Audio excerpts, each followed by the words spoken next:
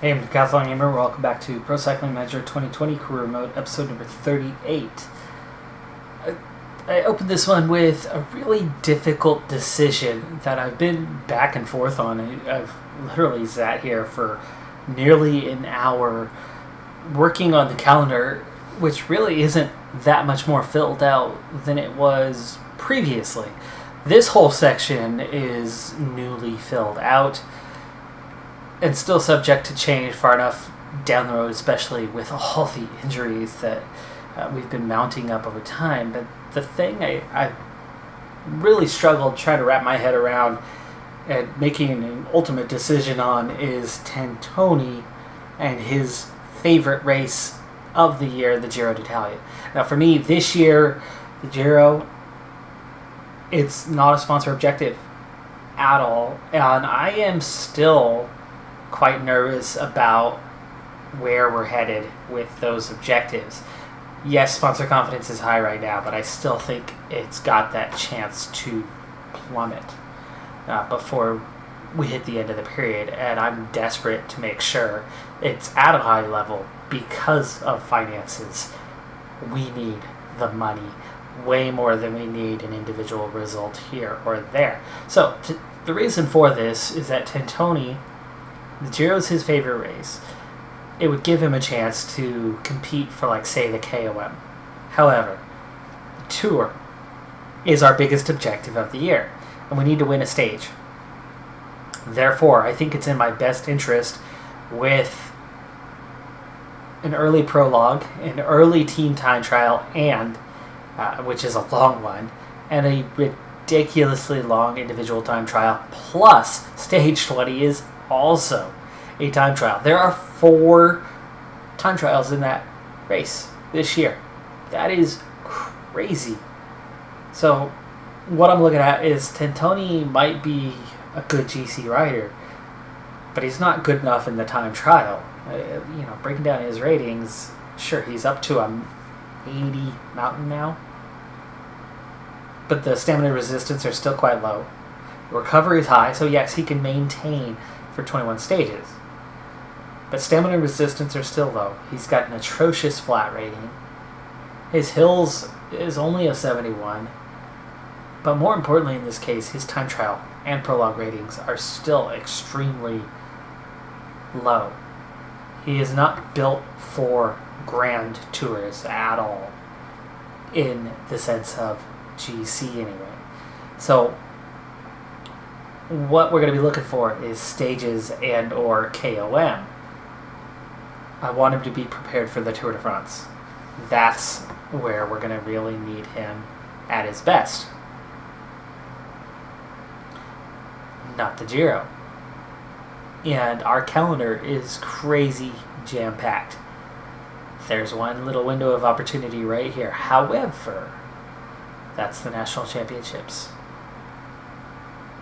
So what I'm going to do is I've opened a little window here, this third week of the Giro. We have Rodriguez going to the Tour. We have now Tantoni, Zeta, and Vermark all going to the Tour.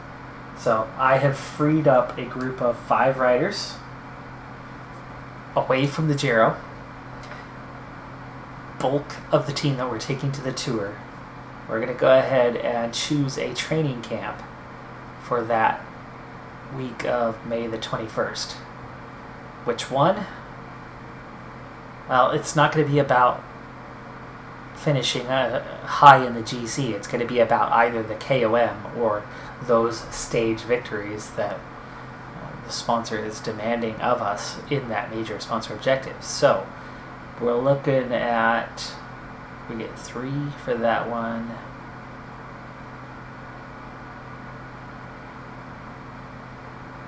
That's 4 stages right there. Alpe d'Huez. And this is also, so late in a race is the best time for breakaway victories.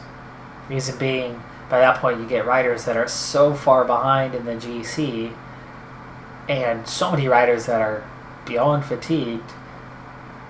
I think this is probably our best opportunity A, I get bonuses for 4 stages to 5 riders, and B, like I said, breakaways have better chances in the final week than they do in the first week. First week, every team's still hungry for that victory. A lot of sprint stages or punchy stages. Later, it's big climbing stages. Guys are fatigued. They just want to survive to Paris. And the game does reflect that, not just real life. So what we're looking at is May. And like I said, week of the 21st, roughly. Set that at the 19th for the moment. This is longer than I thought. It's going to take 9 days to reconnoiter this. But there is Rodriguez and Tintoni and Zeta. And for Mark. And Moreno was the other one? Yes? No, not Moreno. Who is the other one? Who have I not freed up?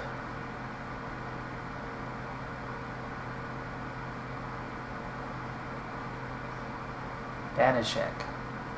Why is Banishek not clear? The only thing in this window is the Giro. Or is Banishek the one I replaced? Okay, I took Tintoni off the list and I replaced him with Banishek. Banishek's the one who's getting the Giro in his place. That's why he was not included. These other guys aren't going to benefit from it. So it's 4 riders. But that's half the team. And it's the strong half of the team that's going to the Tour. It'd be nice if, somebody like Rainsford was freed up as well. You can see what I'm taking to the Giro instead is going to be a sprint team. We're not going to also go for KOM. I'll just do sprint stages at Giro and see what we can do. $12,000, which is a lot, but really in this case is not that bad. Maybe we can push this back a few days.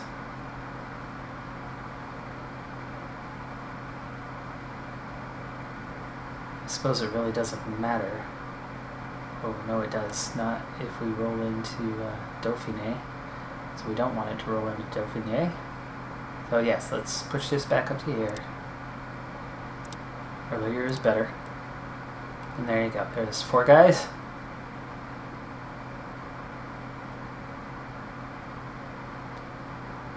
Okay, so we do have a training camp. We'll see about Vuelta. If there's window, the calendar frees up a little bit more, but because of the size of our team, we are just overwhelmed when it comes to the amount of stuff on the calendar, being that we are a World Tour team expected to have 20 to 30 riders on the team, where you're taking up to 3 races at once. We're still barely big enough to handle 2 races at a time, and certainly not for the entirety of the year, which is what we're pretty much seeing. So at the halfway point of the Tour de Finistère, 1-day classic, about 180 kilometers, so it's pretty average gradient. The course itself mostly flat, but there's just enough undulation in here. Just enough, and especially because the finish is on a bit of an uphill, that we do have a situation where this is considered not a sprint race, but a punchy race. And you can see the pace of the field chasing down a large breakaway of 12 is now doing some pretty serious damage. We're under 60k now, so this is time to go get our final set of water bottles, and Granigan is taking care of that for us. So due to it being relatively flat, I do have a few sprinters here. This is not my strongest team by any sense other than my strongest sprinters, but the reason for that is our counter is just too busy, too packed. This is not a sponsor objective, but we're trying to grab results when and where we can, how we can, because, you know, we need all the little bit of help we can get to keep our sponsor happy this year. It's not just about quickly moving forward to the next season. At the moment, though, the field has split. This is really good for us. This could be the pace, splitting things off. It is yo-yoing a bit, but hopefully, if we're lucky, it's not going to come together. You can see there is that steep little uphill. There's the downhill, and then uphill again to the finish. Straight ahead. We turned left, but straight ahead is where that finish is. Maybe we'll pause this next time so you can see it as we set ourselves up. We're now at 20 kilometers to go. Peleton at 53 riders, so there really are groups getting dropped, but we are still 44 seconds behind those front 12. That is not an easy catch, and at the moment, they are pulling out time again, so hopefully this is not a case of the field giving up the chase, because this is not over, and that should be a relatively easy catch at this point. So the way I'm setting this up, I'm going to have my two sprinters, punchiest at the back. Monotoglu, I'm not totally sure about. In fact, I think I'm going to swap the order. I'm going to use a Monotoglu to lead out, not on sprint, but flat rating. Lead out Rainsford, who can then hit that punchiness with Alves Machado to try to finish it off. He's got a bit of punch, a 65. Oh, no, I got that backwards. It's a Monotoglu. Okay, you know what? Let's go for it. Let's put these guys in this order.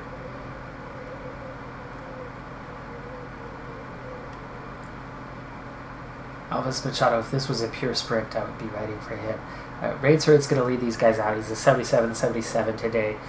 Really has a chance to do something pretty well.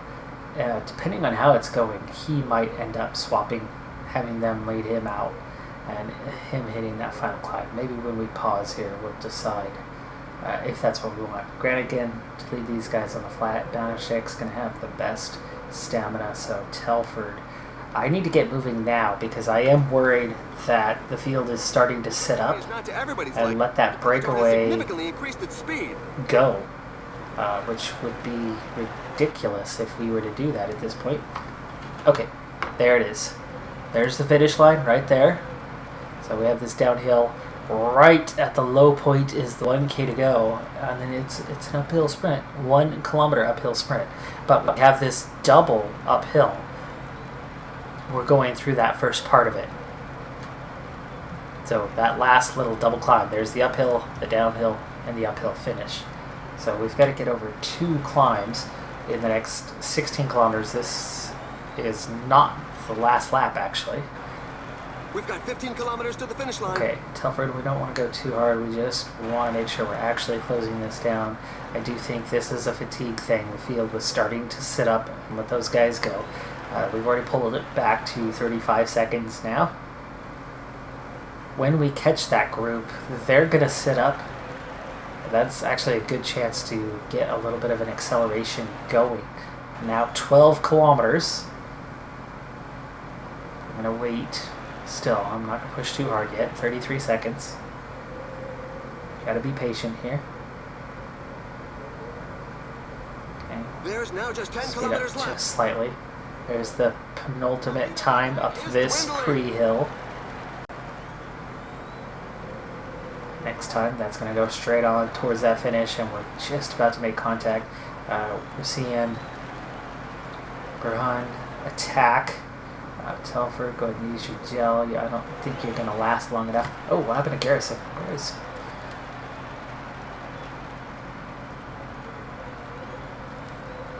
I don't think he's going to make it back up here. I somehow left him out of this whole thing.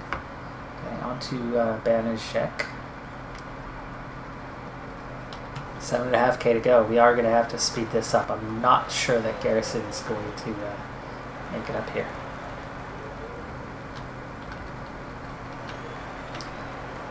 There are reports of several riders in difficulty. Okay, The finish line is 5K to go. The riders just passed the 5 kilometers roadside. Gel up.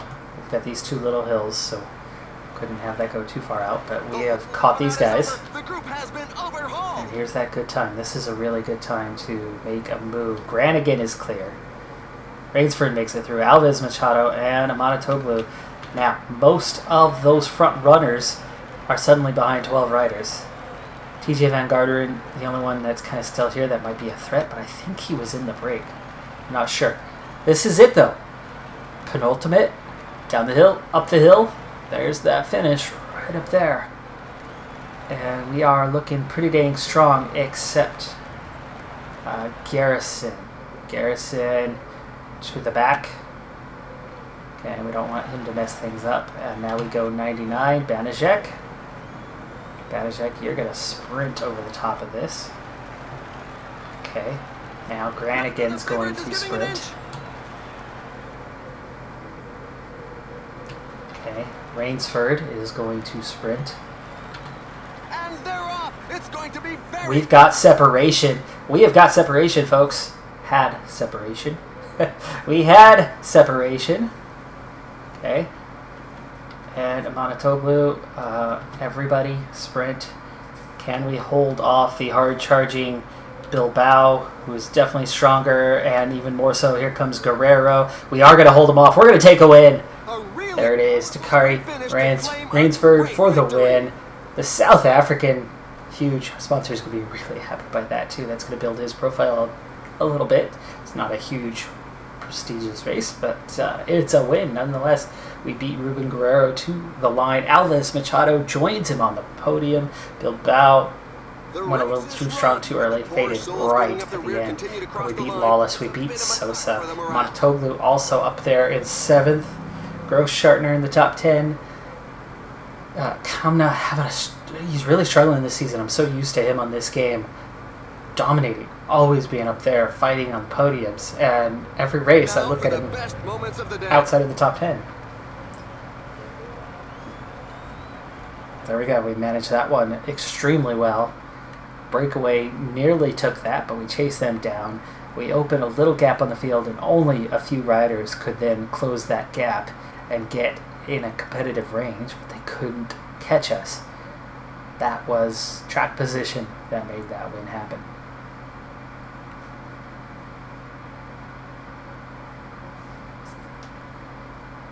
.71 overall for Rainsford. Eddie claims victory.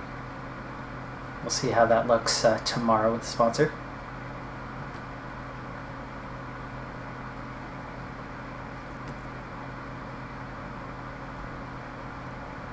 Okay, it doesn't even show up in the noteworthy results.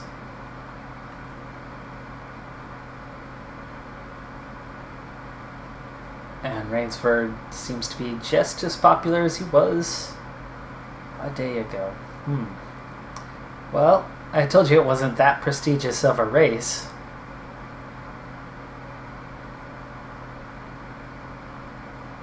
Kind of unfortunate that we got nothing out of that.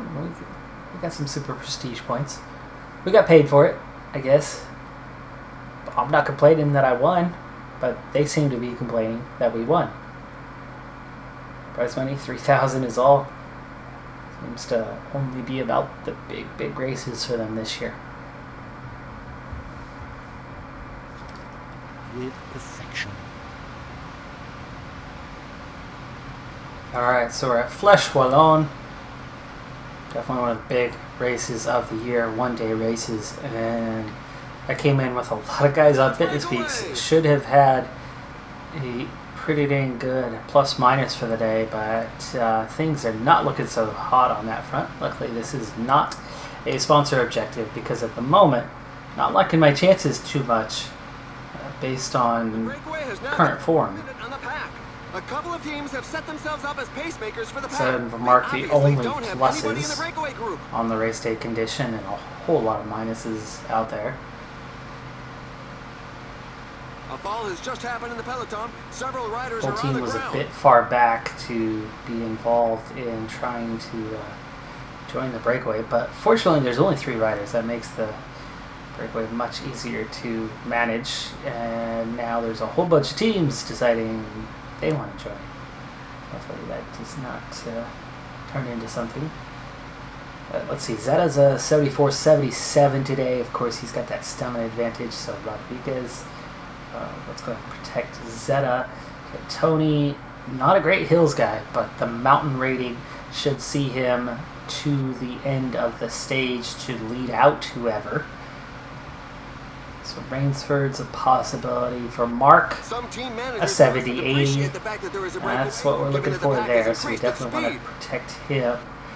Moreno's -3 hurts. Lopez, 73-72. So is it going to be Rainsford or you? How about the stamina side? That's really a punchy attack. 67, 69, 68, 66. Yeah, they're kind of similar, aren't they? We'll go with the race day condition. Lopez at least is neutral. The Peleton seems content to let it grow. Get those guys protected. And we're going to sit back for a little bit. So, biggest climbs early in the Fleche Wallone this year. Just 4 riders ended up getting away. They've got a 3.5 minute gap. A number of riders go down, but they instantly regain contact with the field. So we've got 170 in the peloton. And for now, we're just going to keep an eye on the breakaway, the gap there, which is now over 4 minutes. We're going to keep an eye on our stamina and see if a big acceleration suddenly comes, and we need to cover that off. Try to manage the stamina.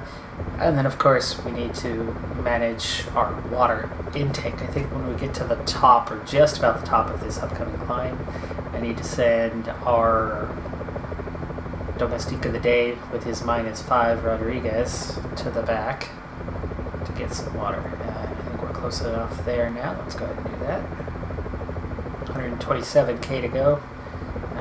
Should be just one more time that we have to get water, but with all this climbing and all these negatives in the race day condition, it's possible we might have to get it twice. Okay, steep climb here. Probably the biggest steep climb of the day. Besides right at the finishing, anyway. Mer de Huy. And we're done and over that. So the nice thing is this does get a little bit easier. I obviously brought climbers and punchers to this one. It's going to be really tough for a team like mine to get a result today, but we might be able to grab, top 10 or something. Now's a good time to get water, even though we're 85 kilometers out, but I don't know if we're going to have a clean opportunity later on. There is a bit of a plateau in a while that we're going to hit. It might even be the same plateau we're on right now, I think. And that could be a good opportunity to get water one final time. Now we are starting to blink red, but we're still staying in front. But that's also an indication that I need to start slowing things down a bit. Make sure we're monitoring this. We already have 4 riders out the back, but only 4. But that fatigue becoming a factor. Now, one more climb here. We are under 60k to go. So I will, here in just a moment, send Rodriguez back to get water. Hit the top of the climb and then recover over the course of the plateau area.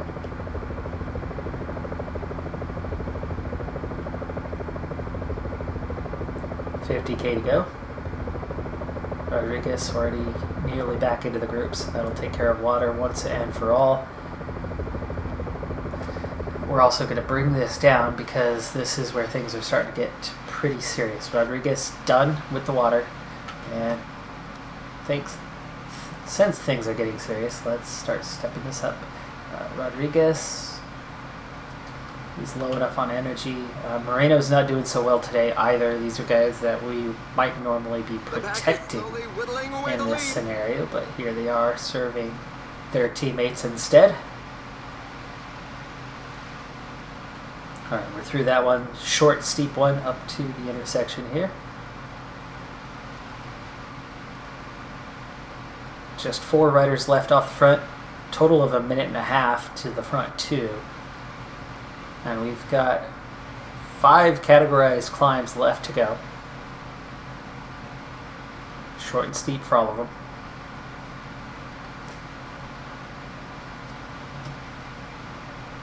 Start preparing a little bit more for the acceleration to come. We're trying to conserve energy as much as we can. Like I said, we are not quite built for this race, so I'm not looking for a victory. Looking for hopefully a top 10. Now, Rodriguez is very nearly done, and why did I not see that you guys had drifted backwards for Mark? What's happening here, dude? Moreno. Actually, you know what? Let's do it the other way. Let's go Moreno. Right in 88.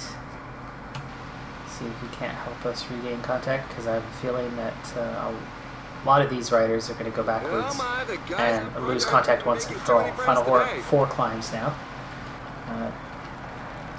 This is definitely that time to, especially if I'm monitoring the guys behind, set these guys up for hanging on. And there you go. Come on, you're a decent climber. You've got a little bit of punch to you. There goes Rodriguez.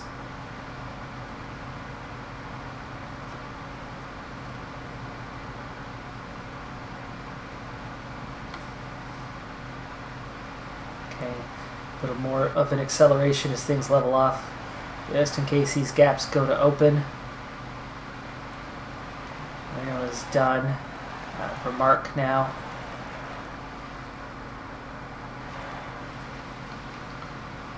For Mark, we're going to try to bring him back up, and then we will reset the group with the 5 riders that are here. We're on that plateau section, so we're okay for now. Alright, now, Rainsford's still hanging on. He is protecting Tantoni. Lopez is going to take over protection of Zeta. For Mark's going to stay put. That leaves me 5 guys in the mix. And really kind of just 4 as Rainsford is nearly done. The riders we'll set Rainsford up for his gel being of use on this next climb, which is probably going to be the end of his day. Rain is beginning to fall with this final group of 73. This is going to thin out some more. And it's going to start thinning out right about now. 17k to go. Bora putting in a big turn of pace, keeping up the pace, and that drops it to 50 in the group. We've got some time till that next climb, so Rainsford is done as expected. Lopez still hanging on. The one rider who's gotten away at the moment, it's Alaphilippe going for it early. Schachmann also going for it. But those guys are much too strong for me to be the one to bother with them. I'm bothering with, if I could take the team approach, maybe we could challenge them on the final climb. But if I challenge them now, there's no way I'm challenging them, later. So that's 3 guys no longer of use. We have 10k to go. This is now the time to set up my 4 riders to have a go at something for this stage. So Lopez obviously going to use his gel. How do we want to do this? Probably Zeta with the... Yes, for Mark might be punchier, but Zeta can handle the climbs. And he's punchy enough with stamina enough today that I think Zeta is going to be the stronger choice.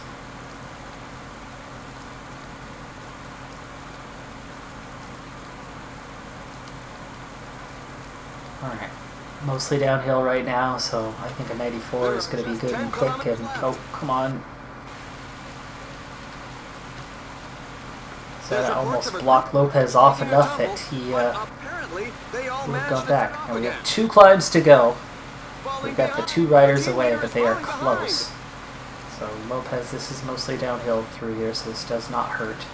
We want to be up front when we hit this climb. This left-hander right here is that. And tell him we're going to use his gel.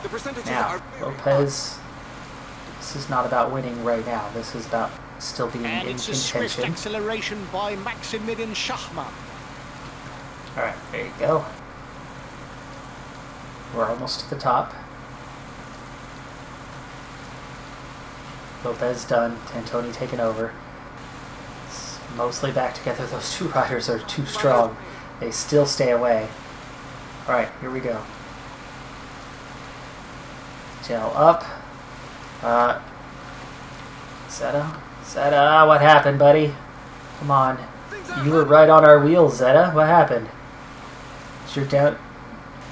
Somebody must have blocked him off earlier. Alright, well, here we go. The two riders are away, and Schachmann and Alaphilippe looking likely to win. So at this point, I'd say we're probably racing for third place. Zeta almost in contact now.